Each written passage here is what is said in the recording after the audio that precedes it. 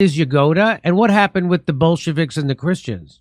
Oh, you just casually killed 10 million Christians. It's incredible. People think that the greatest mass murderer was Adolf Hitler. And no, actually, if you want to talk about genocide, the fact that people in America don't know about what the Bolsheviks did to Christians, where did the idea of a concentration camp come from?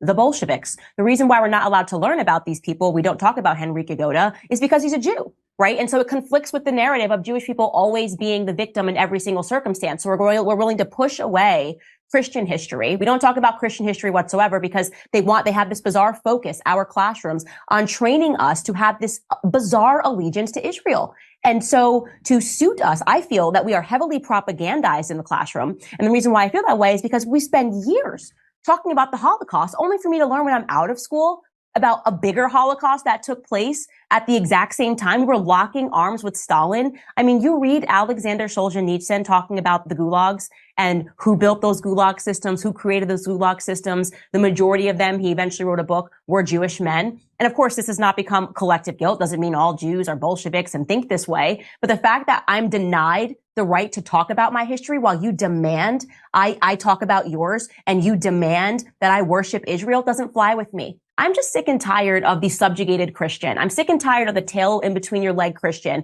that is like Israel first, and then I'll get to the New Testament. You know, it doesn't make any sense to me. I'm uncomfortable with it. And that was probably the first time in that entire interview that Piers shut up because he knows I'm right. It's utterly ridiculous to come to a Christian and say, have you used your platform to talk about Israel? Do you think that he would go to a Jewish person and say, have you used your platform to talk about Armenia? And if the answer is no, then why not? It's because what has happened is that it's not an equal system. No, it's not equality. They are treated, Israel as a country is treated with special interests. And I got to say about Israel, just looking at the history there, I mean, this is our greatest ally, as they say. That's the program. This is our greatest ally. I mean, with allies like that, who needs enemies? All right. In terms of the things that they have been involved in historically, no one wants to talk about the USS Liberty. With allies like this, who needs enemies? I am tired of being involved in their crap. I'm America first. I won't apologize for it. I'm Christianity first. I won't apologize for it. And that upsets some people because I guess, how dare she have the audacity? Well, guess what? I have the audacity, folks. So you're saying that there was a greater Holocaust of Christians that happened, and it was committed by the Bolsheviks, and the leader of them at the time was a Jewish guy. Well, Henryk Yagoda, what really ran the Gulag camp system. So people should read, if you're interested, Alexander Solzhenitsyn talking about how shocking it was to watch the American president linking arms with Stalin, talking about we're putting an end to the Holocaust in World War II. And Stalin was still mass killing Christians in Russia. I mean, it's an absolute nonsense. And you got to take it back all the way. You know, the Bolshevik Revolution happened. They assassinated the Tsar, I think, in 1880. And then by the time they actually properly took over, I think it was around 1910.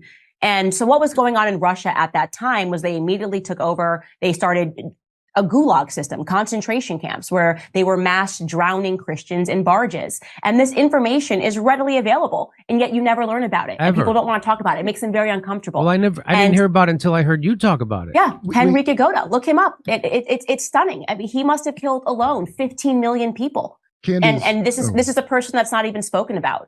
And so that's the reason why Piers just goes, okay, yeah, no, okay, let's move on to the next point. So in my viewpoint, the Israeli government has way too much involvement with the American government. And part of that, why? This is not my country. That's a nonsense. And if the answer is, because it's a day that should live in infamy, why just Israel?